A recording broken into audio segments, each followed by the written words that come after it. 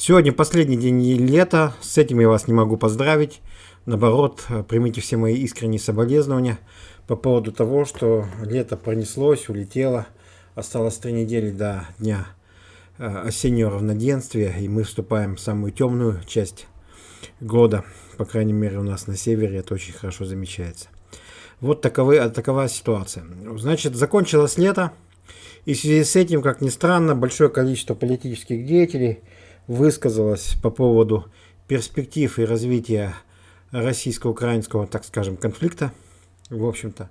Но самое главное, здесь по полной программе выступил Валерий Васильевич Герасимов, это, значит, как он называется, глава или руководитель Генерального штаба Вооруженных сил Российской Федерации, одновременно являющий командующий специальной военной операцией.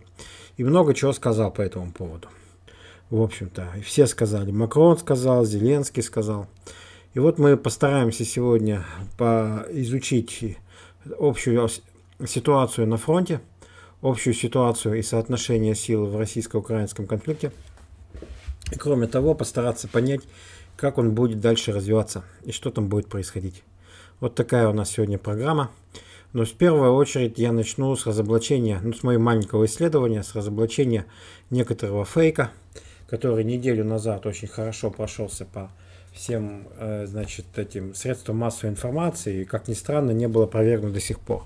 Он состоит в следующем, что примерно неделю назад, а конкретно об этом было объявлено 19 августа, даже больше, чем неделя, что будто бы, значит, группа хакеров, притом работали они не сами по себе, а большой командой, это Killnet, Palace Pro, UserSec, это группа Берегини, широко известная. И они утверждали, что ухитрились добыть полную базу всех потерь украинской армии, значит, за все время конфликта, с номерами телефонов, с номерами частей, с номерами начальников и всякое прочее. Но с самого начала и общая сумма была названа более 1 миллиона 700 тысяч людей. Это значит, считалось, что это погибшие и пропавшие без вести.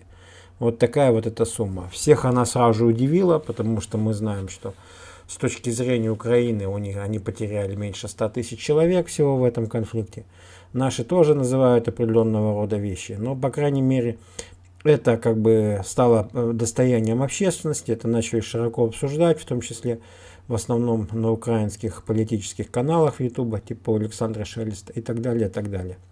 В общем-то, что сказали в этом, значит, вещи, что в 2022 году у них погибло 118 500 человек, в 2023 405 4 тысячи человек, в 2025, значит, 595 тысяч, и уже еще тогда, то есть это фактически чуть больше, чем за полгода, 621 тысяч человек в 2025 году.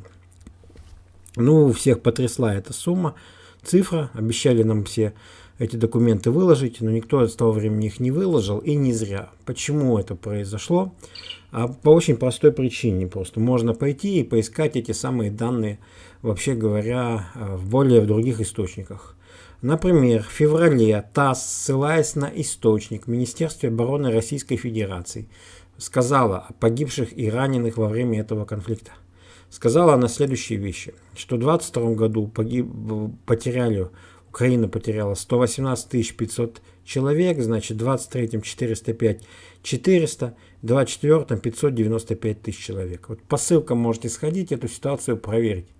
Мы видим, что по 3 годам, 22, 23, 24, эти цифры, предоставленные в феврале месяце и опубликованные ТАССом нашим, в точности совпадают до тех самых цифр, которые появились, будто бы похищенные через некоторого руководителя департамента логистики ВСУ по фамилии Черных, вот этой группой. Но я полагаю, что хакеры предпочитают работать либо поодиночке, либо какими-то маленькими группами, а тут они взломали типа все как целым колхозом.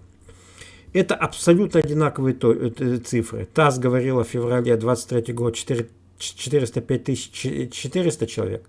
Это, кстати, уже само, либо их источник не владеет основами, вообще говоря, так скажем, теории данных, да, представление даже об этом, об измерениях, обо всех вещах, либо корреспондент в ТАСС, который дело это опубликовал. Разумеется, никаких 405 400 человек быть не может. То есть общая сумма 400 тысяч человек. Только о ней вы можете говорить, потому что погрешность там настолько велика, что вот мучить нас этими еще дополнительно 5400 человек совершенно не приходится.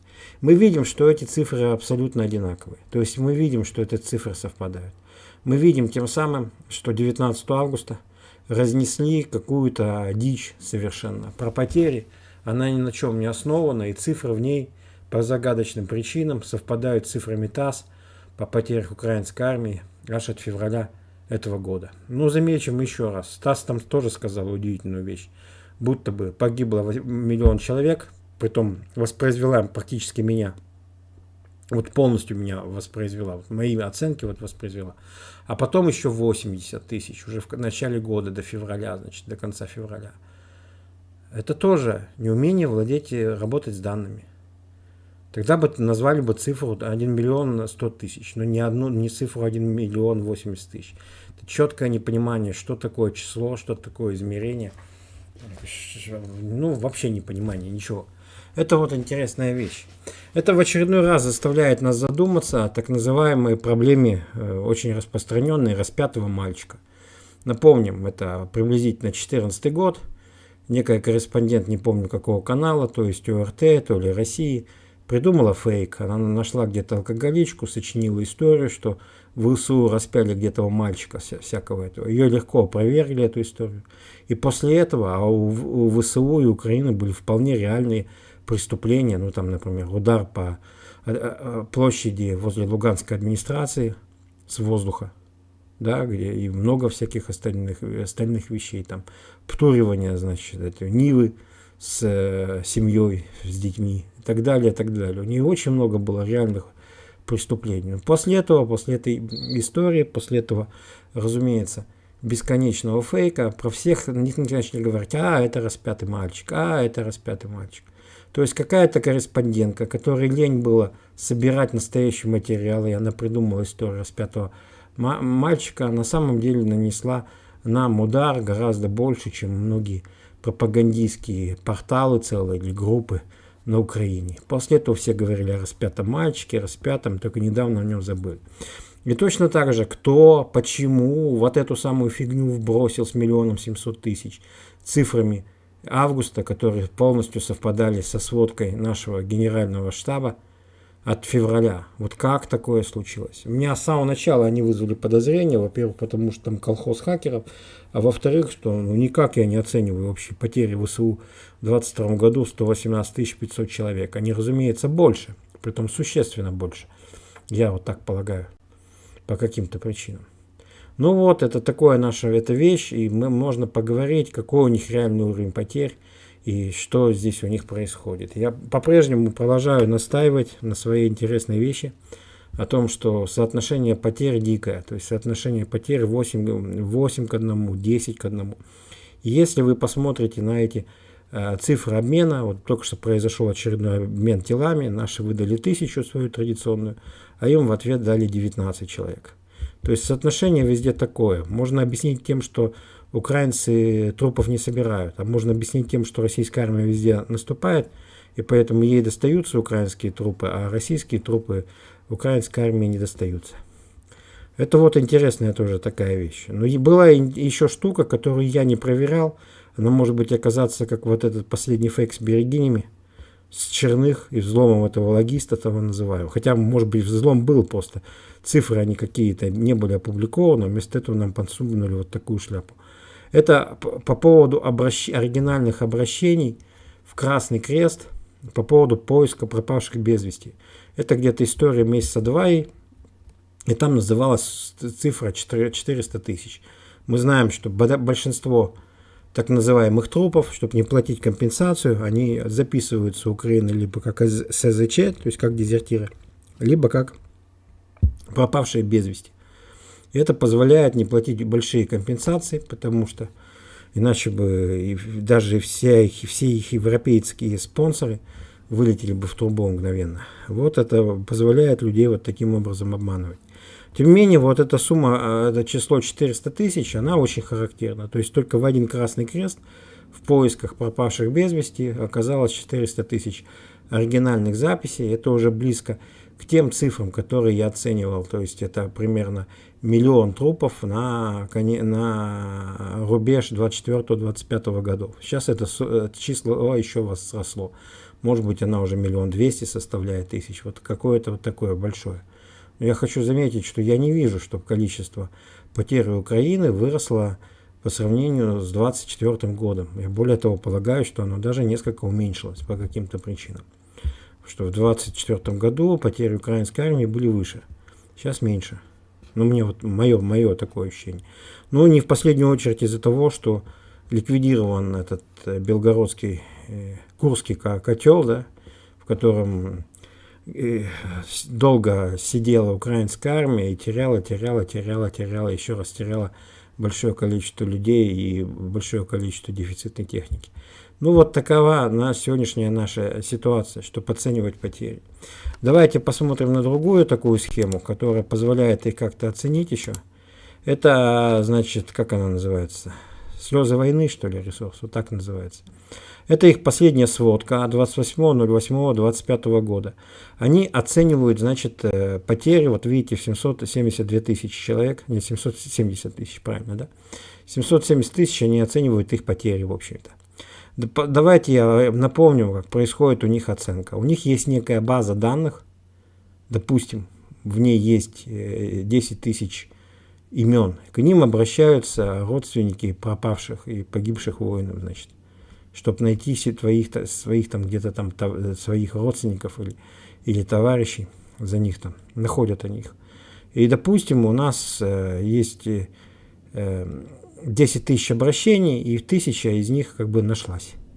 Мы видим, что соотношение, значит, запросов оригинальных и нашедшихся 1 к 10.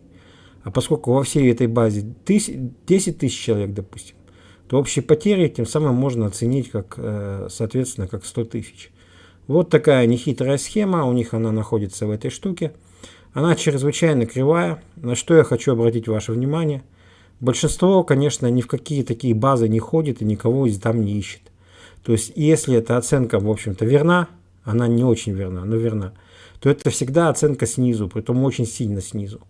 То есть, имеющиеся, вот по их математической модели, 800 тысяч украинских трупов на самом деле легко могут превратиться в 1 200 000.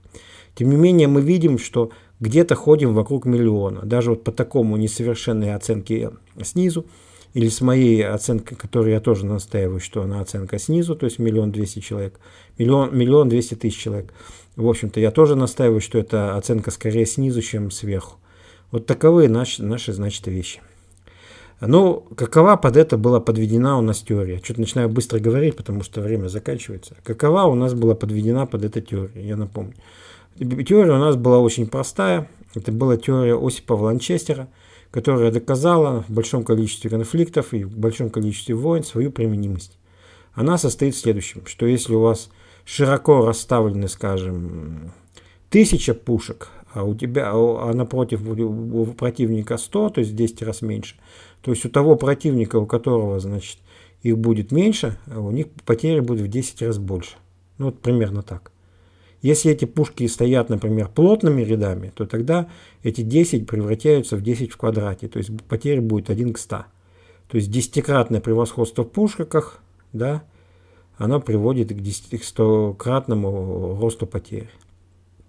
Поскольку большую часть войны у нас было преимущество в средствах огневого поражения над Украиной подавляющее, примерно 1 к 10, и сейчас оно осталось. То есть в снарядах уже не так, но снаряды не так важны. У нас соотношение по фабам примерно 1 к 100.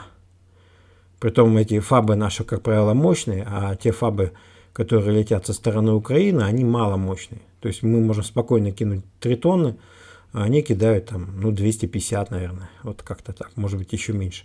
Я, кстати, не приглядывался к ним подробно. В общем-то, поэтому за счет превосходства в средствах огневого поражения достигается такое соотношение потерь.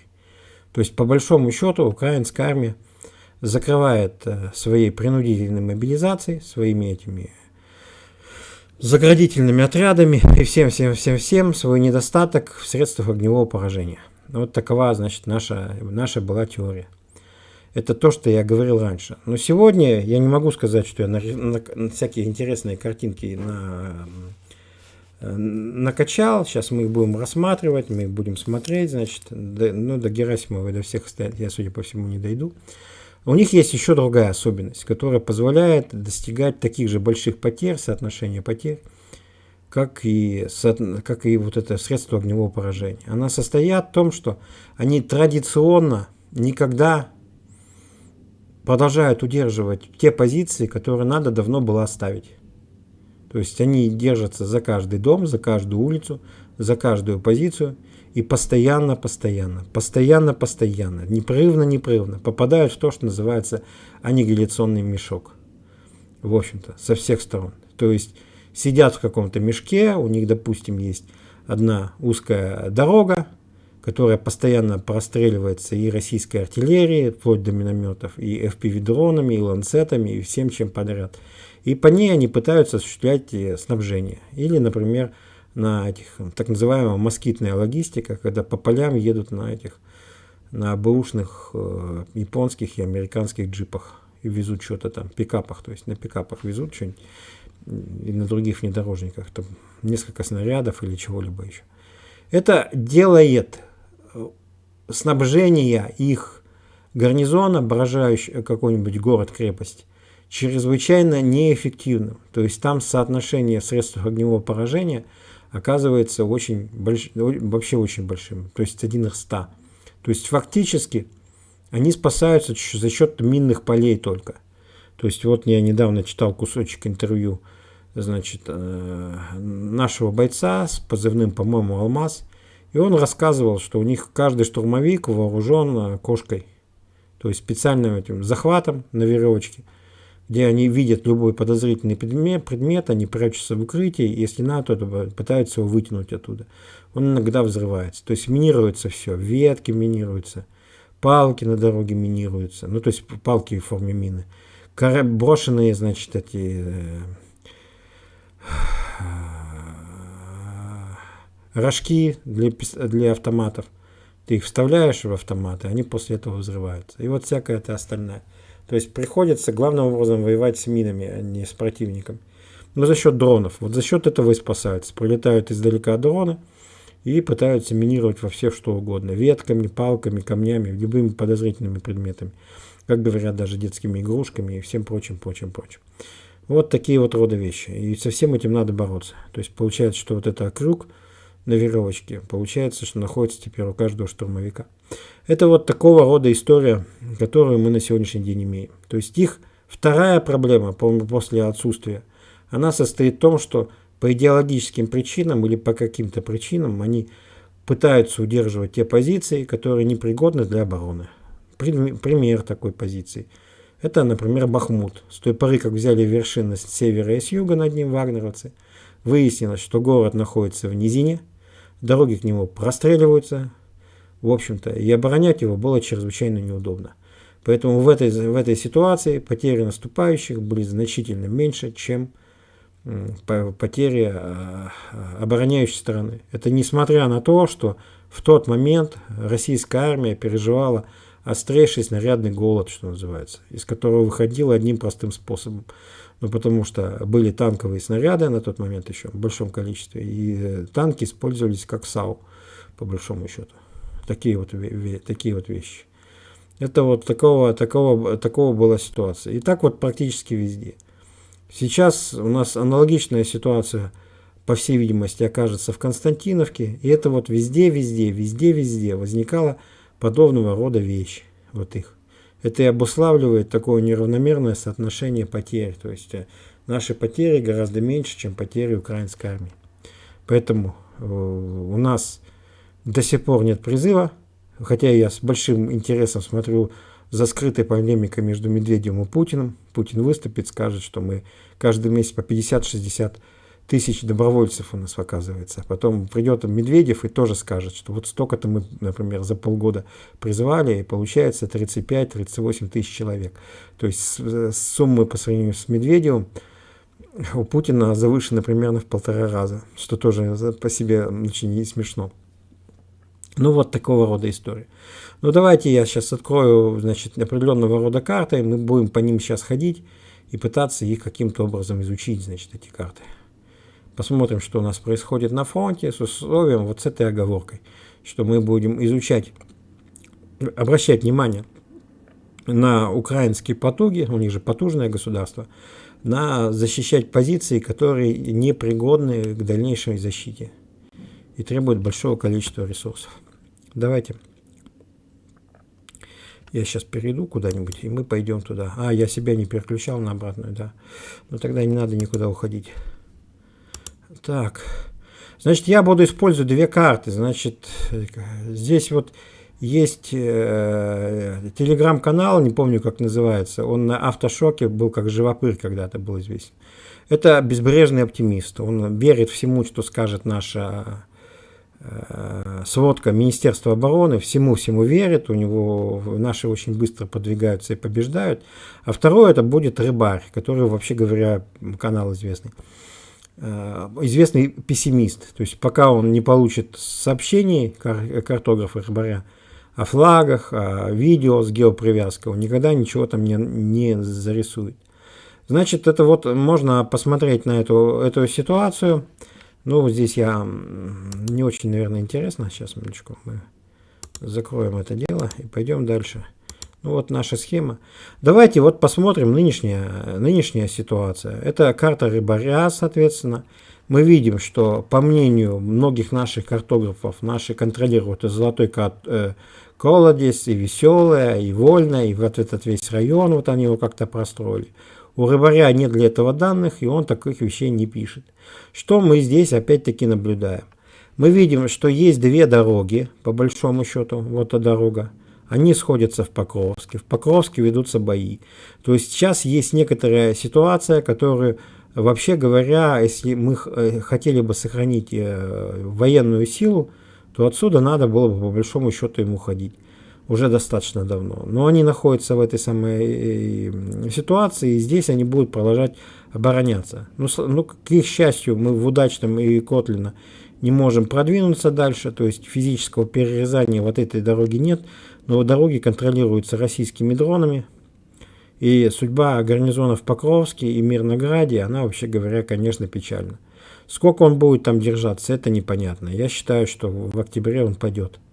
Но, тем не менее, вот в этой сложной ситуации продолжается оборона. Поехали дальше. Вот другая, значит, эта карта. Это сватовское направление, да? Что у нас здесь происходит? Вот у них вот тут была самоубийственная атака на Редкодуб недавно. Азовцев они положили. Называется, ну, почему-то она Рубцовским направлением. Вот здесь есть поселок Рубцы, значит, да, наверное, это по нему называется. Как-то. Но что здесь происходит? У нас здесь есть на реке Оскол такой маленький ручеек, который здесь очень широкий. Здесь у него есть запруды, пруды. И что происходит? Получается, что несколько украинских бригад, их прижали, значит, спиной к этому самым водохранилищам, маленьким, к Осколу. Здесь есть какие-то вот дороги, как-то по этим дорогам, значит, происходит снабжение. Это опять-таки контролируется российскими войсками, ничто здесь доходит. То есть, по сути, правильная тактика, она состояла в следующем.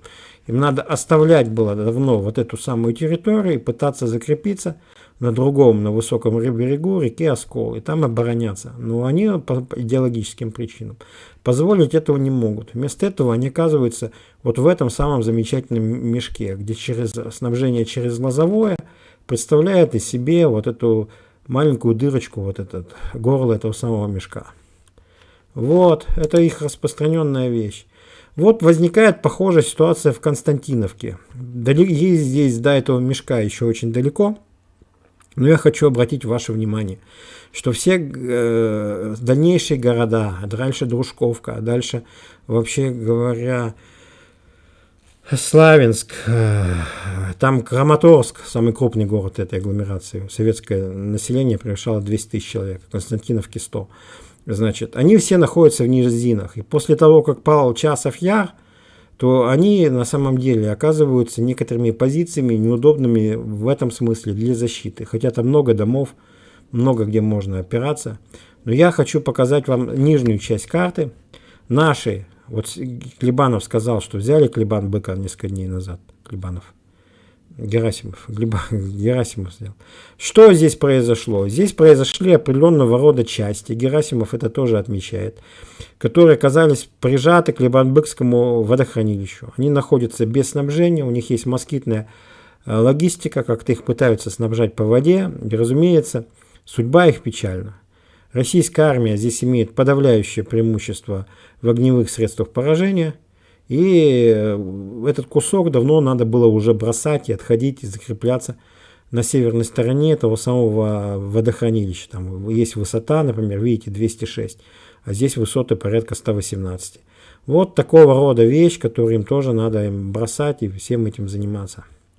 Такая же. Точно так же бессмысленна оборона вот здесь по берегу Северский Донец уже. По берегу. Вот она бессмысленна совершенно. Потому что это опять-таки москитная логистика, дорог нет, все в полях. Это им просто там полный конец. Ну, давайте на это сюда посмотрим. Значит, это направление отвлекающего удара, который был проведен где-то в мае. Потому что по идеологическим причинам очень хотели оборонять Сумскую область и ходить даже в контратаку здесь. Но у нас это было направление отвлекающего удара. И сейчас это понимают уже все, и в общем-то и как украинские, так и российские войска оттуда часто выводятся. То есть это вот Сумская область. Здесь с точки зрения Герасимова 200 километров наши отвоевали и на этом остановились. Вот, другой, значит, это пример, я тоже об этом постоянно говорил. Год назад, видите, у нас как долго идут бои за каждый населенный пункт. Они идут чрезвычайно долго. Они состоят в следующем. Сложилась подходящая ситуация для продвижения, для охвата Гуляй-Поле, столицы Батьки Махно. То есть продвижение как бы влево. Когда эта операция начнется, это непонятно. Это может произойти и на следующей неделе, и через несколько месяцев. Но тем не менее вот так. Там вбит между Ореховым и Гуляй-Поле определенного рода клин. То есть они отчасти разомкнуты. И вот с вершин, то есть со стороны Днепропетровской области, будет нанесен удар. Я об этом когда-то говорил, год назад, когда наши только подошли к Покровску. Сказал, что штурма Покровска пока не будет, а будет попытка зачистить поочередно сначала Великую Новоселку, потом Гуляй-Поле, а потом, значит, Орехов. Но пока только за год вот зачищена только Великая Новоселка, и больше нет.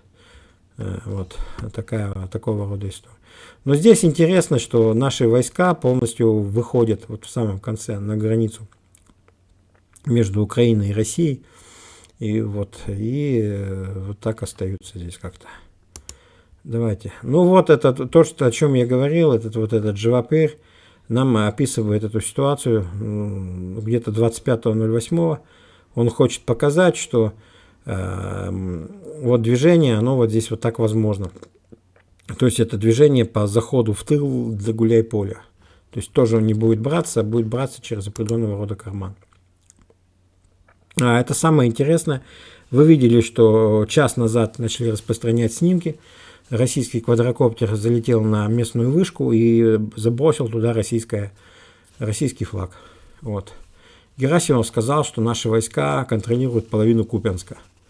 Это достаточно много, никто ему особо не поверил, потому что, например, про ту же самую Соболевку говорили, что наши захватили ее уже месяца 2 назад. Никакие авторитетные блогеры не поверили, а вот господин Живопыр, он в это поверил и Соболевку быстренько закрасил. Потом говорили про Московку, где-то недели 2 назад, помните, появилось первое подтверждение, что вышел какой-то солдат из леса российский и помахал этому квадрокоптеру, который снимал его издалека, рукой. То есть вот какая-то вот такая вещь была.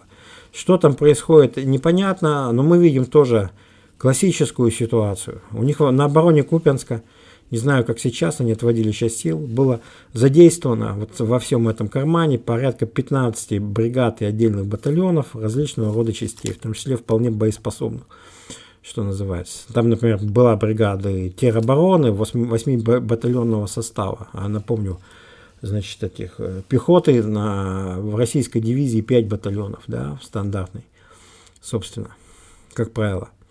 Вот, они 8-батальонного состава они там находились. Вот такого рода вещи. Что у них происходило? У них произошло отрезание дороги в районе Соболевки и Благодатовки. В результате у них была единственная дорога через Осиново. Вот, мосты эти подвергаются всевозможного рода ударов, а вот эта дорога, она проходит вдоль линии фронта, расположенного южнее, то есть тоже подвергается ударами. Как снабжать, как оборонять подобного рода район, совершенно непонятно. То есть был сформирован определенного рода вот такой мешок, карман, и по большому счету украинская армия опять не нужно его оборонять уже было, а ей надо было уже отступать и как-то закрепляться на других позициях. Ну давайте дальше, что там у нас? Ну дальше у нас, собственно, Валерий Васильевич есть. Вот, давайте как бы подводить итоги. Как всегда сказал меньше, но в полчаса не уложился. Сказал меньше, что будет. Значит, смотрите, по моим оценкам, убитыми украинская армия теряет 400-500 человек в день на сегодняшний день. Говорят, что они мобилизуют 30 тысяч человек. Плюс значительное число раненых опять встает в строй. И их снова отправляют на фронт. В этом смысле можно сказать, очень интересно, ну плюс раненые, да, плюс раненые, то есть теряют 1000-1500 человек в день. То есть максимум это 40 тысяч бойцов украинская армия теряет каждый месяц. То есть мы видим, с условием мобилизованных свежих, с условием возвращенных в строй после ранения, украинская армия на сегодняшний день может сохранять собственную численность. То есть у них нет определенного рода ресурсов, чтобы накопить некоторую армию контрудара, по всей видимости, но у них есть способность сохранять вот эти самые армии. Боеспособные они не становятся, набирают часто людей уже с маленьким опытом и нежеланием воевать. Но зато очень много колумбийцев. Колумбийцев становится все больше и больше, больше и больше, то есть выделены какие-то деньги для массового набора колумбийцев, в первую очередь, и других латиноамериканцев в украинскую армию. То есть целые части у них оказываются уже чисто латиноамериканскими. Поэтому говорить, что на сегодняшний момент как бы война близится к концу, не приходится. То есть украинская армия в численности своей не уменьшается. Стратегическое поражение ей нанести не удалось. Можно над ними издеваться долго, что они сидят в мешках. Тем не менее, попытка захватить Часов Яр, битва за него шла 1 год и 4 месяца. То есть год для 60-тысячного города, а для Купинска, например, битва за Купинск идет достаточно давно, может быть уже года 2,5, да? Там 60 тысяч народу было в лучшие советские времена. В общем-то, то есть в этом смысле Зеленский, когда говорит, что российской армии, чтобы взять до конца Донбасс, нужно 4 года, он недалек от истины. Может быть не 4 года, может быть 3 на самом деле. Но экстраполяция нынешних процессов, значит, этого наступления, значит, она показывается вот такой. Она не может нам гарантировать, что война скоро закончится. То есть ни о каком стратегическом поражении украинской армии говорить не приходится на сегодняшний день. Да, мягко говоря, она не побеждает. Да, например, Герасимов совершенно правильно отмечает, что за март до конца августа они потеряли 149 населенных пунктов, не захватив ни одного. Потеряли кучу народа, потеряли кучу всевозможного рода техники. Но выиграть вот такие битвы небольшие, как это было в Южном Донбассе или значит, в Курской области, это не означает выиграть войну. И Россия кажется, что действительно побеждает, но до настоящей победы, если украинская армия будет продолжать сражаться, еще очень далеко. Никаких признаков распада фронта нету. Действительно, истлевают отдельные бригады, исчезают с фронта. Но так, чтобы весь валился вот этот фронт, такого тут даже близко нет. Вот на мой взгляд. Это мое такое мнение. Поэтому я считаю, что если Украина захочет сопротивляться, то война будет продолжаться еще долго. Притом нас ждет целый ряд неприятных сюрпризов. Я повторяю, что я считаю, что европейские страны и Америка предпринимают определенные достаточно большие усилия для восстановления выпуска средств поражения, то есть снарядов всех прочих, и военной техники. И вполне возможно, что в 27 году, может быть, в 28 году это наше подавляющее преимущество в огневых средствах поражения, оно будет отчасти нивелировано. Вряд ли мы увидим большое количество ФАБов, американцы на это не решатся, со стороны противника, с УПМК, их аналогов. В общем-то, вряд ли мы это увидим, но что-то вот будет такое. Вряд ли мы увидим их. Вот, поэтому как бы определенного рода вот такой тупик, что нас по большому счету ждут еще годы и годы некой такой кровавой каши. Я думаю, российским руководством он по большому счету осознается, что во многом вот этот оптимизм выступления Герасимова, он во многом деланный. Он во многом деланный, потому что мы, повторяю еще, что небольшие города, населением советского периода 40-20 тысяч человек, спокойно берем год и более. А у нас Константиновка 100 тысяч, Дружковка 60, дальше Краматорск 200 аж, а потом Славянск, еще 150 советского населения. В общем-то. И рядом вот это в Днепропетровской области скоро приступим, Павловграду. Это агломерация, тоже в советские размеры 350 тысяч человек. То есть тоже здоровая агломерация. И все это требует при такой тактике, в таких вещах, которые происходят, очень большого количества расхода ресурсов и очень большого времени. Вот. Потому что нынешнее правительство Украины и их британо-европейские хозяева полностью желают оставить Украину на Россию в качестве полностью обезлюдевшей территории. То есть с этими страной сирот, вдов и коллег-ампутантов. Какой-то выступал американец и сказал, что у украинцев сейчас 100 тысяч ампутантов уже. Можно ему верить, нельзя, не знаю. Вот такие наши итоги на сегодняшний день. Давайте посмотрим, что мне пришло или что мне не пришло. Да. Спасибо. Что значит демарш с выпуском молодежи с Украины? Новый этап, когда для России нужно оставить только руины, коллег и стариков. Вот похоже, что на то. Я этого до сих пор не понимаю. Вы видите, что и в этом мысли я ошибся. Я считал, что им, чтобы успешно воевать, им нужно призывать людей уже год назад.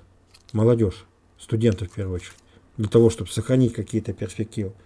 Потому что, конечно, война затягивается и идти будет еще долго. Но она ведь такая, она же для украинцев-то беспросветная. То есть они с весны с осени 23 года не взяли ни одной деревни. Вообще ни одной. Никакого населенного пункта. Что-то брали, тут же теряли. То есть они потеряли эти населенных пунктов того 1000 штук, если не больше. Всяких деревень, сел, городков, городцов, и так далее. Вот такова эта ситуация. Я этой вещи не понимаю, признаться. Но я полагаю, что самая распространенная вещь, она состоит в том, что заплатили кровью. То есть они решили людей, молодых, которые могут выучить иностранный язык, которые относительно здоровы, трудоспособны, в качестве дополнительных ресурсов и белого населения передать Европе в уплату за что-то. Вот такая моя ситуация. То есть это просто уплата этим мясом, что называется. Плата мясом. Вот. Другой я вещи объяснить не могу. Есть там еще, что это публика картонного Майдана, и выгнали их в первую очередь. Такие вот вещи. Вот это может быть вполне. Что их вот. Других у меня, значит, этих объяснений особых нету. А так, да, это одна из самых лучших тактик, которые есть. Она состоит, что руины коллег и стариков, да. Коллег и стариков. У них чуть больше 10 миллионов пенсионеров на Украине. Они остались, они никому не нужны. С ними ничего не происходит. Их надо для того, чтобы их потом платить им пенсию даже по минимуму. России надо 30 миллиардов евро в год. И все это как бы очень можно оставить на страну, забрать оттуда все трудоспособное население, часть. Вот. Вчера мне попадалась там девочка, ее Света зовут, она из Харькова. Она ведет блог, она, по-моему, маникюрша или кто-то там еще. Ну, не знаю, какая профессия начинает. Так вот, я ее давно не видел, она уехала в Германию, оказывается. Лет ей за 30, наверное, все же. Ей лет за 30, и она очень переживала, что обещают прекратить платить. Там же деньги достаточно большие, особенно для украинки. Есть где жить, она с мамой уехала туда, там живет. Работу найти она не может и не пытается, потому что с немецким языком у нее вообще полный ноль. Я говорю, что хотя бы год бы платили, потому что выучить хоть как-то язык меньше, чем за год, нереально. А тут молодежь, она сравнительно легко выучит язык, она к этому лучше приспособлена и готова, чем люди старшего возраста. А те, кто не могут выучить язык в Европе, не могут стать трудовыми ресурсами, готовы стать пенсионерами или кем-то еще, они должны сгнить в посадках, воюя с российской армией. По-моему, ситуация выглядит на сегодняшний день вот так. Да, спасибо. Спасибо, я сам хотел об этом сказать. Вот такая вот эта ситуация есть.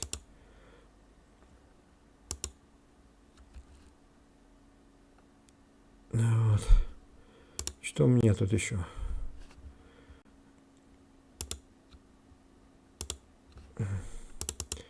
Ну что, будем отвечать? Да, поотвечаю на вопросы, значит, давайте. Последний день лета, во время которого, помимо всех самых вменяемых экспертов из ближнего круга Переслегина, РФ должна быть перейти в генеральное наступление. Ну, я не знаю, я Сергея Борисовича редко смотрю, но я помню, я его в самом начале мая посмотрел, и он тогда, по мнению тех же самых вменяемых экспертов, сказал, что фронт рухнет, значит, по мнению вменяемых экспертов, в срок с 15 мая до середины лета.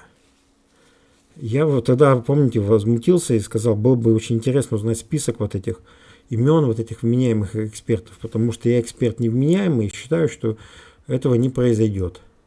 Ну и действительно этого не произошло. Сегодня последний день лета. Через 2 часа лента у нас закончится полностью. И никакого обвала фронта ни в коем случае не случилось. Игорь, привет, всем привет. Грейтнес, всем привет, да, добрый день. А что к мрач сегодня, как будто из бункера? Да я что-то решил, раз я об Украине, давайте попытаюсь так. Но я же такие делаю стримы по ночам обычно. А сейчас стало уже настолько темно, это вот 9 часов-то, что уже можно такие ночные стримы проводить. Электричество надо экономить. Ну да, да. Меня на самом деле за такую штуку люди хвалили, говорили, что наконец-то я поработал со светом. Вот. Что будет, если Украина вынесет еще пяток НПЗ? Откуда брать бензин? Ребята, Россия по НПЗ, по бензину безумным образом избыточна. Она на экспорт отправляла примерно половину своего производства, половину оставляла у себя дома. В общем-то. При том, что мощности, мягко говоря, не были задействованы на все 100. То есть она на самом деле вот этих ударов по НПЗ, в смысле бензина, даже не заметит. Ну, просто уменьшит экспорт, что очень полезно, потому что нахрена России такое количество валютной выручки. Я всегда это говорю. Что надо по возможности вывозить как можно меньше нефти, газа, бензина, мазута. Всего поменьше вывозить, потому что страна, по большому счету, в этой валютной выручке захлебывается. Она не в состоянии ее переварить. И она эту, значит, часть этой валютной выручки где-то там складирует в чем-то там, а потом у нее то, что в чем-то она там складирует, и у нее эти деньги отбирают. Вот что происходит на сегодняшний день. У соседей покупайте, например, у кого. Да вот опять повторяю, что Россия по нефтепереработке очень сильно избыточна. Очень-очень. Просто более чем в 2 раза. То есть она перестанет этот бензин гнать на экспорт, она не может их. Это же были супер усилия времен путинизма, предприняты развитого по строительству нефтеперерабатывающей индустрии в России. Ее же практически не было. И, насколько я помню, там, с 50-х годов на территории РСФСР большевиками не было построено ни одного нефтеперерабатывающего завода. И даже старые, вот типа, они практически не модернизировались. То есть они гнали не бензин, а его какие-то там какие-то там суррогаты, которые надо передать. То есть все нефтеперерабатывающие, гнающие бензин, они строились на границе Советского Союза, то есть в республиках в основном, и полностью перешли потом уже новым независимым странам.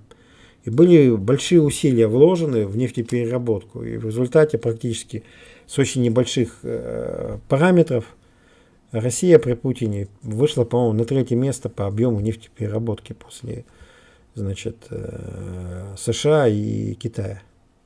То есть такие вот супер события. И она очень сильно избыточна по нефтянке, под нефтепереработке, по бензину, вот по всему, по таким вещам. Ну вот реально. То есть было настроено большое количество заводов, которые должны были работать на экспорт. Типа того, что мы не просто нефть гоним, а гоним бензин, и мазут, и еще чего-то. У Азербайджана. Ну, Азербайджан, не знаю, как у него будем покупать. Вы помните одну из моих версий, как компенсировать тот ущерб, есть конфискации, которые произошли с российской собственностью на Западе. Он очень простой был, это еще 22 года. Пойти и конфисковать эти же, значит, собственности нефтяных компаний и газовых компаний, расположенных в СНГ, в частности у Азербайджана. Как в известном этом фильме «Не бойся, я с тобой», где Бульбуль Аглы, известный азербайджанский политический деятель, по-моему, кто у них там был, министр культуры, снимался. Там было сказано: дорогой, это не твой зуб, и даже не мой, это их зуб. Вот так и нефтепереработку и знаменитое месторождение газа у Азербайджана Шах-Денис можно было бы отобрать в честь долгов, значит, американских и европейских правительств. Да, Алиев наш большой друг. За деньги, да. России больше некуда бить. Это правда, да. На Украине нет производства, все привозят, включая топливо. Тоже правда. А нам везти топливо неоткуда, только топлива соседей нет. Так нам есть откуда везти, потому что НПЗ российские работают, хоть некоторые слегка повреждены.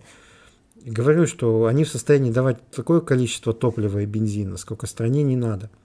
Они строились под могучий экспортный поток. То есть такая была надежда: давайте перестанем вообще вывозить нефть, а будем вывозить вот только продукты ее переработки. И они очень сильно избыточны по своим мощностям. Очень. Вся вот эта нефтепереработка российская, она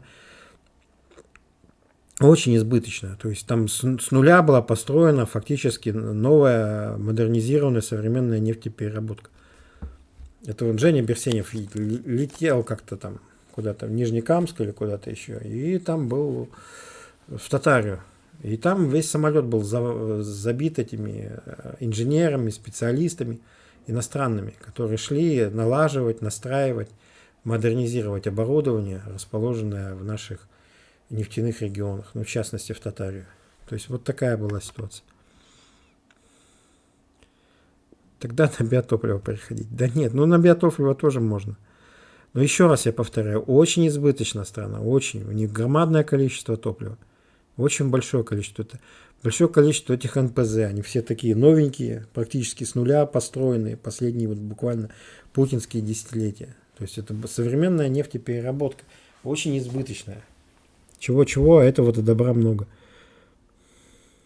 Путин запросил воздушное перемирие. Дела плохи, перемирия не будет. Вынесут МПЗ, все рухнет, доставка, уборка, урожай, т.д. Нет, ничего этого не произойдет. Вынести какие-то наши нефтяные заводы для них нереально. Ущерба они нам нанесут, конечно. В общем-то, воздушного перемирия Путин не просил. Но в том, что вы правы, что нету целей. Не хватает адекватных целей. То есть средства поражения есть, а целей нет. Вот, такого рода история. В этом вы правы, конечно. Что Европа является тылом Украины, мы по ней не бьем, а вот территория является вот просто поставщиком мяса там, и территории смотрения и слушания телемарафона и вот всяких остальных вещей. Вот. Это как вот с украинским флотом. То есть, если бы там был авианосец или крейсер, то наши бы его обязательно потопили. Но там топить нечего. Ни авианосцы, ни крейсеры, ни подводные лодки, ничего. Вот нашелся этот траулер, модернизированный в 2019 году. Как он там, Севастополь или Симферополь, как его назвали. Его вот Беком недавно потопили. Вот. По теме НПЗ. Читал тут пару аналитик, что уровень воздействия укрдронов на НПЗ и якобы возникший после этого дефицит бензина, мягко говоря, преувеличен. Летом перед план ремонтов и т.п. Конечно, конечно. Это просто есть любой предлог, чтобы поднять цены на бензин. А дефицита вы видели где-нибудь дефицит? Я не видел. Ходорковского слушаешь или Наки? Да, вот, не знаю, кого слушаете, но еще раз я повторяю, что она очень избыточная, российская нефтепереработка. Очень-очень. Она строилась на то, чтобы весь вот этот, готовились к тому, чтобы весь нефтяной, значит, поток переключить на этот, значит, на продукты переработки.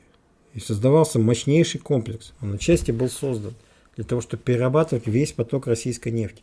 Просто это не успели довести, да это особо и не нужно было, потому что там НПЗ многие, им как раз технологически была нужна вот эта тяжелая российская нефть с серой почему-то. Вот такие вот вещи. Грет НС. Я их обоих обожаю. Ну, в смысле, Ходорковского или Наки, да? Сергей, шо опять? Никогда такого не было. И вот опять, да. Путин ничего противопоставить. Бить по городам тупо. НПЗ Украины. Весь Запад. Да, это правда. Это правда. Что пока вот эти отдельные цистерны и отдельные поезда наши не умеют отлавливать. Но я думаю, научатся. Сергей, любой маломальски погруженный в события человек на 5 минут накидает пару десятков целей в Украине, куда можно бить. Правда, если то отбить, война через пару недель закончится, а это не кошерно. Ну вот я бы тоже попытался на такие вещи посмотреть. Их на самом деле нету. То есть крупные цели, если не считать, собственно, Банковой улицы, это атомные электростанции. Но никто не решается по ним бить. И даже по электрическим подстанциям, которые их обслуживают, тоже не особенно бьют. Никто не бьет по атомным электростанциям. И вот у них сейчас все очень тоже замечательно. У них там 7 гигаватт мощностей атомных электростанций. Им вполне при их отсутствии экономики этого достаточно. А пики потребления, они балансируют перетоками электричества с Запада. Берут и балансируют все это дело. И у них тоже, им вынесли всю маневренную генерацию, по сути, в значительной части, по крайней мере. Но они спокойно справляются за счет балансировки с западными потоками. Это, конечно, очень дорого, но Запад оплачивает. Зачем Путину воздушное перемирие? Да, ему... А кто сказал, что Путину нужно воздушное перемирие? Это все, значит, эти измышления всех кого угодно. То есть что-то там напридумывают себе такое, между собой обсуждают. Украинская пресса, европейская пресса, американская. И вот по кругу ходит. Про воздушное перемирие говорил Лукашенко. В общем-то. А с нашей стороны никаких желаний, никакого воздушного перемирия не было. Что вынести на Украине, чтобы закончить войну? Ну, не знаю. Сергей, предателей, провокаторов кормили англосаксы и европейцы для того, чтобы быстро закончились. Будут кормить дальше, провокации продолжаться, выбор делают. Да, конечно, будут. Я повторяю еще раз свой тезис, что им не надо ни в коем случае признавать результатов войны. Даже если наши выйдут на границу 91 года, имеется в виду на западную границу Советского Союза, то все равно признавать результаты не надо. Потому что вот эти институты международные, то есть вот ярлык на великое княжение, право и выдавать ярлык на великое княжение, это единственное, что у них практически осталось. Вот. Это тяни толкает, там уже полгода, и так еще лет 5 можно добиваться. Для Запада это копейки, и украинцев еще много. Ну да. Так вот она и будет идти долго еще, что? Она будет долго, никакой стратегической победы в ближайшее время не достигнуть. Начать с погранпереходов, потом ЖД-узлы, пройтись по священным необоримым Днепровским мостам. Если не впечатлит, шлифануть энергетикой. В общем, как все цивилизованные державы воюют. Ну, вы видели, как пытались вынести мост в Херсоне, очень близко фабами. Ничего не получилось. То есть сложно выносится. И мост в затоке так и не смогли вынести. И беспилотником снизу его взрывали, и сверху бомбили. И так и ничего. Диет Рабет Кэн Данс. Сдается мне, Путин хочет, чтобы США и Европа признали идеологическую победу РФ. Иначе шли пропец Межина в Украине. Ну да. А военная победа ему не очень-то и нужна. А разлад системы управления также есть. Ну, может быть, может быть. Но они не признают. Но это может сделать лично Трамп. Ну, в погоне за Нобелевской премией мира. Но смысла особого нет. Математика Чаплыги работает. Помните его математику, изучайте. Кстати, давно о нем ничего не слышал. Но с той поры, как он к Шелесту перестал ходить. Такой формат без света хорош. Мне нравится. Еще часы можно было бы подсветить. Да? Хорошо. На Украине продемонстрировали ракету дальнего радиуса. Понятно, что это не их разработка. Просто приходите. Вот они полетят вглубь по дальним НПЗ. Ну, может и полетят. Ну, я говорю, что громадный избыток мощностей. Есть такое мнение, что за Донбассом стать степью ходить надо будет на Днепр. Потому они обороняют тут каждый дачный домик, сковывая нас по скорости продвижения. В степи обороняться будет на порядок сложнее. Ну, возможно, да. Но я говорил, что им в этом году надо будет принять сложное решение. Они его приняли. Либо уходить за Днепр, либо готовиться к тому, что их оборона на... Как она?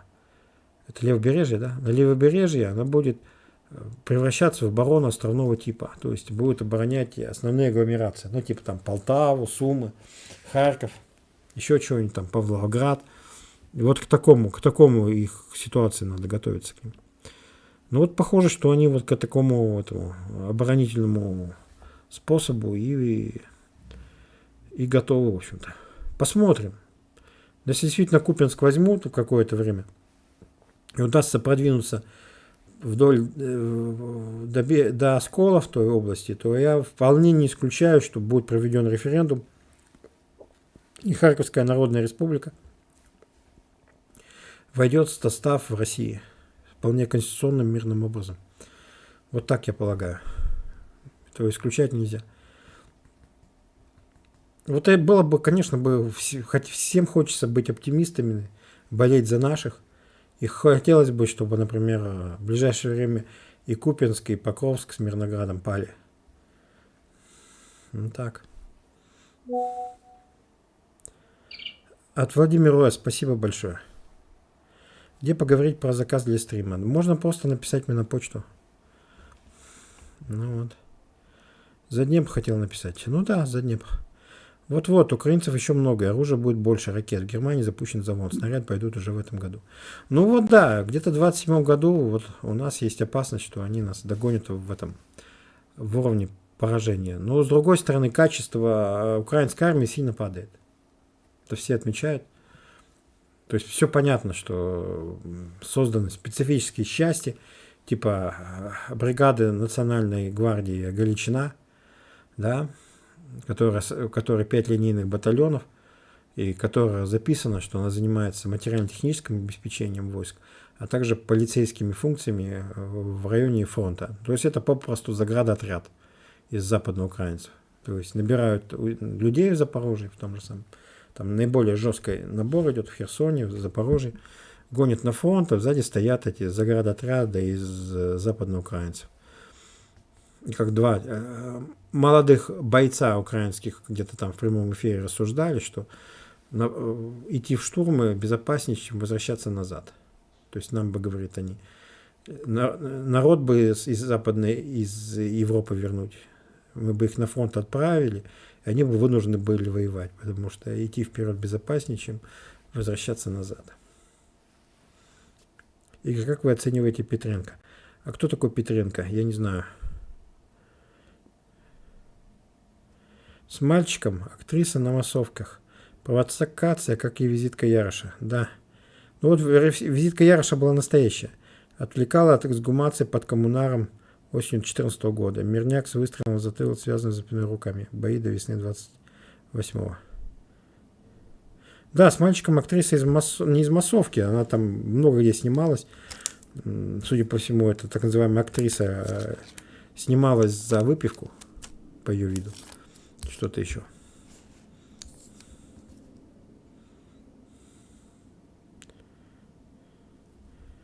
Вот, а бои, да, долгие будут идти. А Петренко это кто? Вот я тоже интересуюсь. И реестр военный не просто так сделали. Все на госуслугах получили уведомления. Скоро полетят повестки. Да, потому что, на мой взгляд, вопрос о мобилизации в России, он уже перезрел. Я раньше это списывал на переговоры и на то, что не могут просто обеспечить оружием новую армию. Ну, не знаю. Ну, он же, Путин же, он в первую очередь путинский, этот же, его главный недостаток, что он питерский интеллигент. То есть он всегда рубит кошки хвост в несколько приемов, а не в один. Вот это его главный недостаток. При всем большом количестве его достоинств.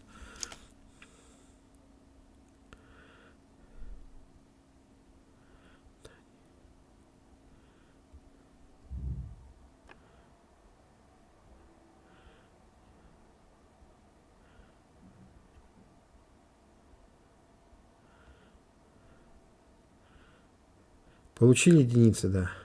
И как в целом оцениваете? Путин так обосрался свой или такие по красавчик? Ну, красавчик, конечно. Конечно, рассчитывался на крымский вариант. И понятно, что ему надо брать пример с Нетаньяху. Вот как я сказал на стриме, что вопрос о войне с Ираном, по крайней мере, удар по его ядерным объектам, он не то что назрел, он уже перезрел. Все это надо делать было вчера или еще позавчера. Нетаньяху на следующий день начал войну. А Путину было сказано об этом в 2020 году, что вот этой весной. И тем не менее, она была отложена еще на 2 года. Типа там ковид, типа что надо еще с Байденом один раз встретиться. Вполне возможно, что начнись она в 2020 году, то крымский вариант бы удался. А так не удался. Вместо этого мы получили кровавую баню на десятилетия вперед.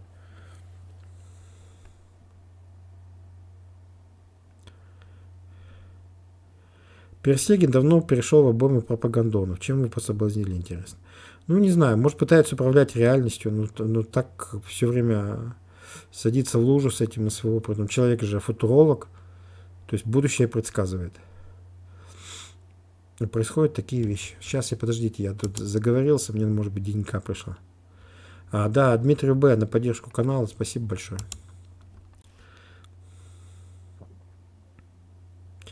На канале не Делягин. Так что Путину надо брать было пример с Нетаньяху. Он не взял с него.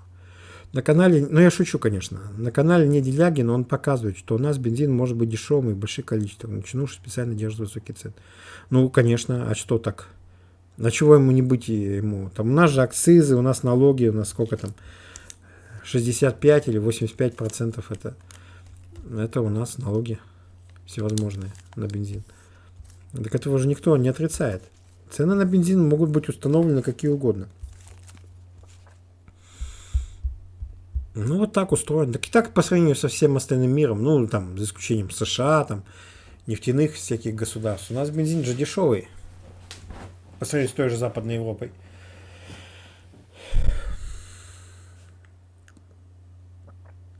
Хотел бы дополнить к вопросу, почему молодежь спускают в Европу. Скорее всего, с Западом договорились, взамен скоро получат большое количество обученных наемных. Ну, возможно. В последнее время их очень много идет. В первую очередь колумбийцев, конечно. То есть закупают колумбийцев просто массово. У них говорят, что в картель не берут у них колумбийские, если человек на Украине не воевал. А вы думаете, почему это бензин в СССР стоил 20 копеек? Ну, да. И здесь у нас может быть дешевым очень. Чего ему быть дорогим-то? Перепишут на границе, а затем по списку потребуют депортацию. Ну, так отец прячутся и сбегут. Ну, я всем украинцам говорю, конечно, еще рано, кто уехал на Запад. Ребята, наличка, пути отхода, чтобы уже были проработаны, тревожный чемоданчик и прочее, прочее, прочее. Может статься так, что будет поздно что-то думать. Подумайте об этом заранее. Когда-нибудь разберитесь, куда вы в случае чего сможете уехать в случае начала мобилизации украинцев в Европе. Это касается и русских тоже. Понятно, что это дело не ближайшего года, и, скорее всего, не ближайших, не двух. Но тем не менее, береженного Бог бережет.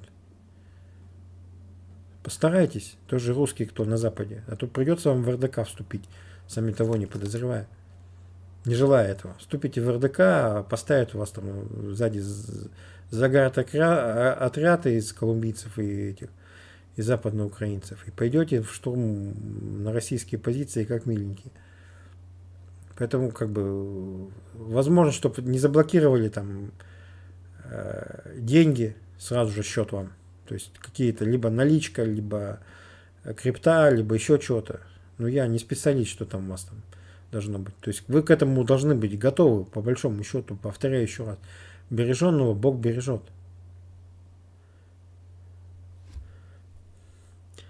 Перепишут на границе, а затем по списку потребуют депортацию. Штурм Одессы в июне 27 года. Думаете, так рано? Ну, может быть. ЗС сменят на Разумкова для капитуляции. По гороскопу фронт рухнет в ноябре. Боль, оглы, тот еще фашист. Ну да, Бюльбюль-то и тот еще, да. А по гороскопу в ноябре, да. Ну, хорошо было бы. Было бы хорошо. Но я не особо верю в такие вот вещи.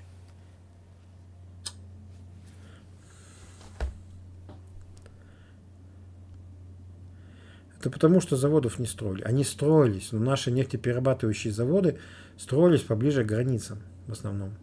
Ну так было устроено государство.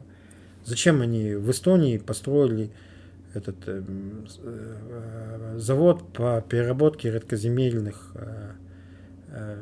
металлов? Зачем они это сделали? Почему его не построить было поблизости от места их добычи где-нибудь? Как так? Зачем они это сделали? Ну, наверное, была какая-то в этом необходимость экономическая. Зачем-то.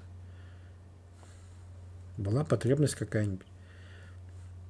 Какая-то была логика своя, что везти руду туда, там его перерабатывать, а потом развозить это в самой Германии в мешочках по всей стране. Не знаю, наверное, было что-то. А когда Эстония отпала оттуда, начали, вот сейчас его строили, по-моему, не достроили. Сольвычегодске, неподалеку от места добычи, например. А тот вполне будет сырье со всего мира перерабатывает эстонский завод и является одним из маленьких столпов эстонской экономики. Уникальная технология обогащения редкой земли. Строили на территории РСФСР, да, вот так и написано, что строили на территории РСФСР. Все-таки почему название стрима компания, а не компания? А, там у меня опять ошибка, да? Сейчас мы ее... Ну, мы ее исправим.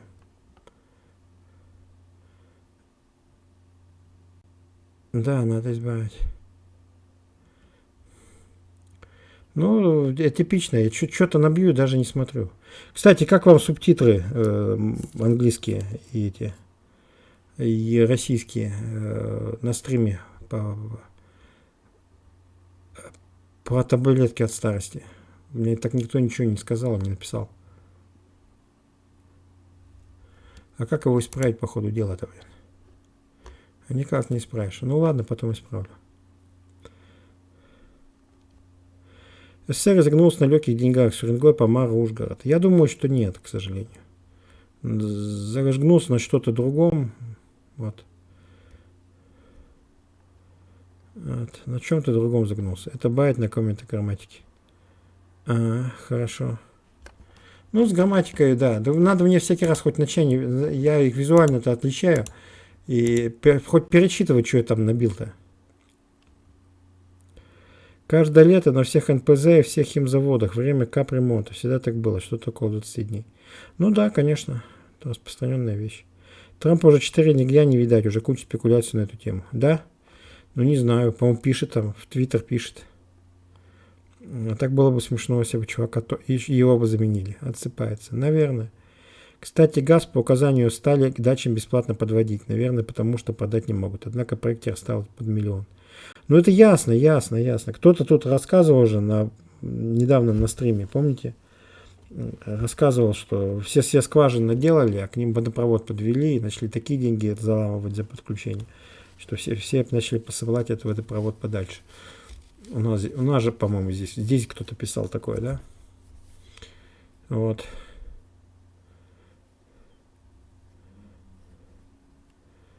Ну, никак, да. То есть, как бы газ проводят, там труба идет, но очень часто стоимость подключения, как вы говорите, проект столько стоит, что проще по-прежнему в баллонах его возить. Народ и возит.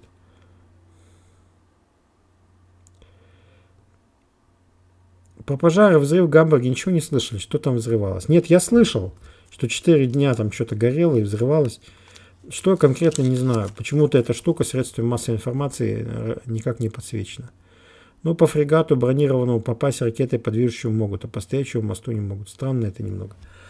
Ну вот с этим мостом в Херсоне, по-моему, происходило так. То есть они кидали бомбу, она пробивала проезжую часть вот эту сверху и уходила вниз. И там взрывалась недалеко от опоры. Но опору не смогла разрушить. Вот такие вот вещи. То есть ни мост в Затоке, ни вот этот мост в Херсоне снести не удалось и повредить. Помните, как точно били по Антоновскому мосту из Хаммерсов американцы-то в 22 году? То есть они точно их клали в район вот этих ракеты, в район заклепок, в район стыков с большой точностью.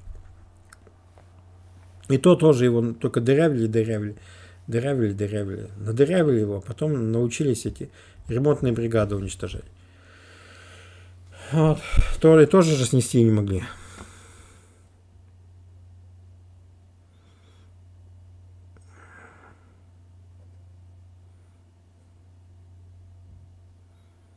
Госуслуги, конечно, странная идея выложить все сведения о людях в интернет. Да, меня тут атаковали позавчера и позавчера активно. Даже с утра спать не давали. Ну вот сейчас же новая фишка, там, что типа посылка пришла в Озон. Сейчас вам цифры придут какие-то, вы мне их продиктуете. Но у меня до этого не доходило. Ну, смешно было. 5-й раз вспоминаю видео на ютубе. Удар Искандера по Антоновскому мосту для оценки возможности работы по мостам. Но хорошо, спасибо. Вижу его первый раз. Там при ковиде потренировались, тяжко из Европы выехать будет. Чуть что. Ну как-то вот перейти на нелегальное положение, еще чего-то. Ребята, ну нахрена вам в посадках гибнуть за кого-то там. Не надо. Будьте к этому готовы, господа. Будьте готовы, поздно будет потом. Как только началось там, у вас где-то предложение о работе, что-то еще там, можете уехать либо в Аргентину, либо в Москву, там, куда-то еще. Скорее всего, из США, кстати, выдачи не будет. Хотя, может быть, и будет. В Европе будет выдача и в Канаде, а в США не будет, например, вот так. Наверняка не будет в Мексике. Но смотрите сами. Я понимаю, что если возвращаться в Россию, то как бы понятно, что зарплата, особенно если ты айтишник, они несопоставимые, наверное. Вот. Непривычно будет. Но бензин по-прежнему дешевый будет, и жизнь достаточно дешевая по сравнению с Европой. Аренда жилья копеечная.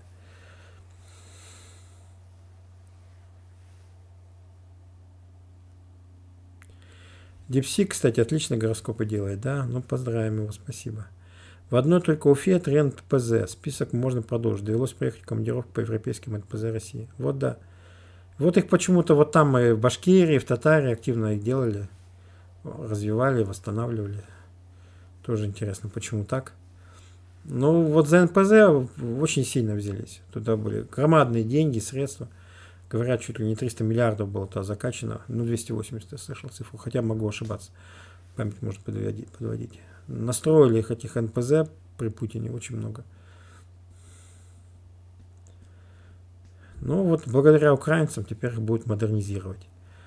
Ламповый ребрандовский свет. Светоч знания корпит над ретортой, с целью навалять гомункулуса истины. Актриса реальная, но сыграла на хунту. Рыбарь выдал себя в пригожинский мятеж, не скрыл эмоций. Да? Ну, не помню Рыбаря в этом. Нет, значит, смотрите, Нет, ей была актриса, которая была реальная, она про удар по роддому в Мариуполе. Вот та была реальная актриса, победительница конкурса красоты, потом пришли наши, и она точно так же начала сниматься в рекламе и во всем прочем. Но уже с российской стороны. Вот там она была, да, реальная актриса. Что? Там был с ней, где она несколько женщин одна и та же изображала, помните? Было такая раскрутка, ее переодевали, красили по-разному. Она была беременная в тот момент. Вот, такая была ситуация. А там я не знаю, какая она была актриса. Чтобы транспорт развивать, стратегические стройки дорог, бам. Ну, надо развивать, конечно. Так и развивают. Развивают. Просто очень сложно много что развивать в рамках нынешней, так скажем, экономической политики. В общем-то. А так это большое количество всяких строек можно забацать. Вот проект этот отложили, или, может быть, вообще его не будет использовать. Это К2 в Петербурге. Это 1000 километров всяких дорог, развязок и всего прочего. Подъездов. Ну и, собственно, КАТ это. Вот второй такой проект. Ну, собирались сделать тоже платным. Как вот это КАТ, как это ЦКАТ, полупустая ЦКАТа вокруг Москвы. Ну, потому что очень дорогая. Вот такой же проект делали, но, судя по всему, отложили. Вот грандиозный проект был вокруг Петербурга. Ну, 1000 километров скоростных дорог, у нас же КАТ-то перегружено, это вообще жутко там.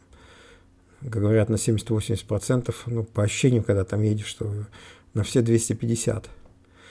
Вот такая-то вещь. Ну, правда, опять замечу, что при коммунистов таких роскошных дорог, конечно, даже близко не было. Никаких КАТ, никаких ЗСД, никаких восточных скоростных диаметров, ничего другого. Нет большого количества мостов, которые в Петербурге по Путине понастроили через него.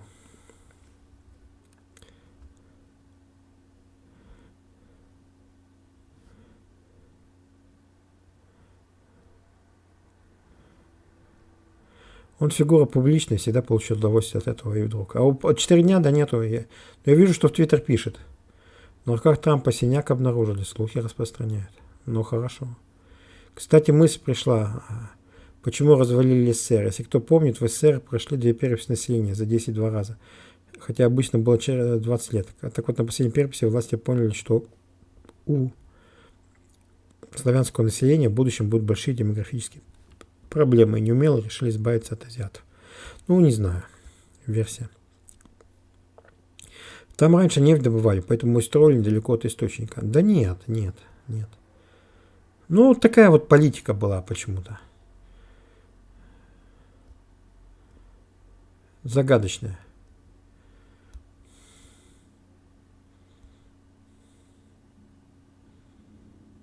Ну, казалось бы, в той же Прибалтике же ничего не было, по большому счету. А тут им и заводов всяких, и чего-то там, что только не понастроили. Что только для них не сделали.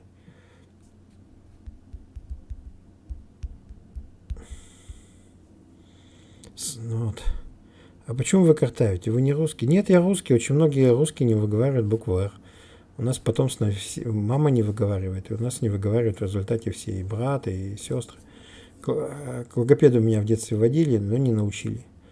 Может, логопед был не тот, потому что у меня племянник не умел выговаривать букву «Р», его пару раз возили к логопеду, он его отлично выговаривает.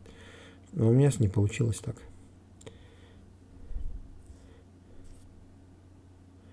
При коммунистах витрины кормили обильно. Да.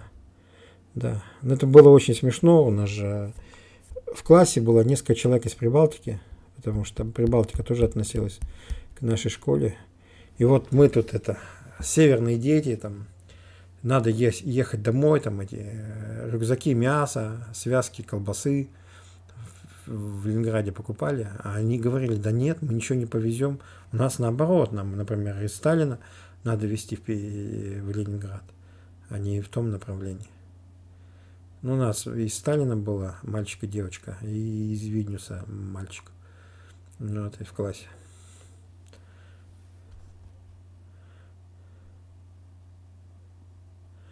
Я умоляю, при коммунистах машин дорога была в 100 раз меньше, и дороги, дворы были просторны. Да, да.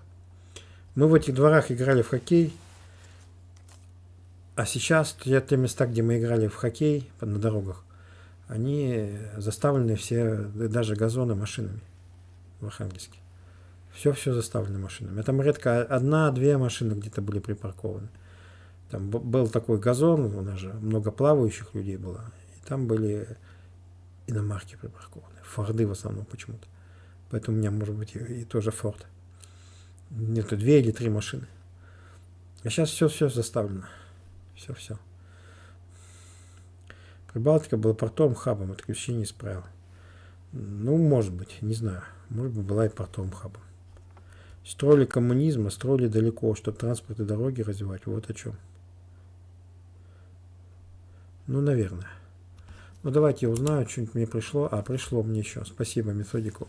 Сценарием с мобилизацией ухилянтов на Западе мне всегда казался невероятным. Вообще 20-30-летних, на мой взгляд, мобилизовывать сейчас практически невозможно. Это другое поколение, которое не чувствует, что у него есть какой-то долг перед государством. Ну, может быть. Ну, вот опыт, что они народ начали вывозить, молодежь разрешили сбежать, это как раз говорит в ту сторону, что они мобилизацию себе не позволят на Западе. То есть никого не будут отлавливать, перевозить через границу, сдавать в ВСУ. Это как раз говорит, что все нормально. Ничего такого не произойдет. Ну, посмотрим, что у нас будет. У нас же скрытая мобилизация, по сути, идет. Посмотрим. Я бы говорил, вот хотел бы верить в этот гороскоп, как я хотел верить Сергею Борисовичу, я тогда говорил, что фронт Украины развалится там срок с 15 мая по середину лета. Ну, очень хочу. Ну, хочется верить в такие вещи. И в гороскоп, что в ноябре все закончится, фронт развалится. Тоже бы хотелось бы верить. Но не верится, к сожалению. И с мобилизацией, вот то, что я же говорил, что им, чтобы удерживать армию свою, то им нужно мобилизовывать в том числе и молодежь. Они почему-то это не делают, вместо этого начали людей на Запад выпускать. Молодых. Вот так. У меня аскетический дед сейчас, как при СССР, особо не страдаю. Ну, наверное. Ну что, у нас как бы отметок нравится что-то мало, ребята. Не нравлюсь людям.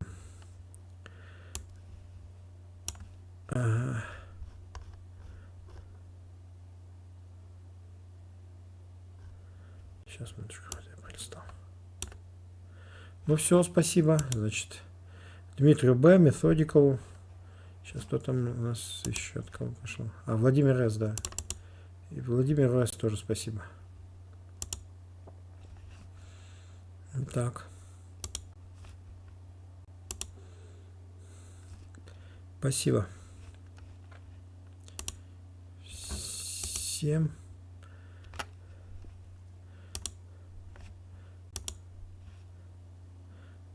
Вот еще.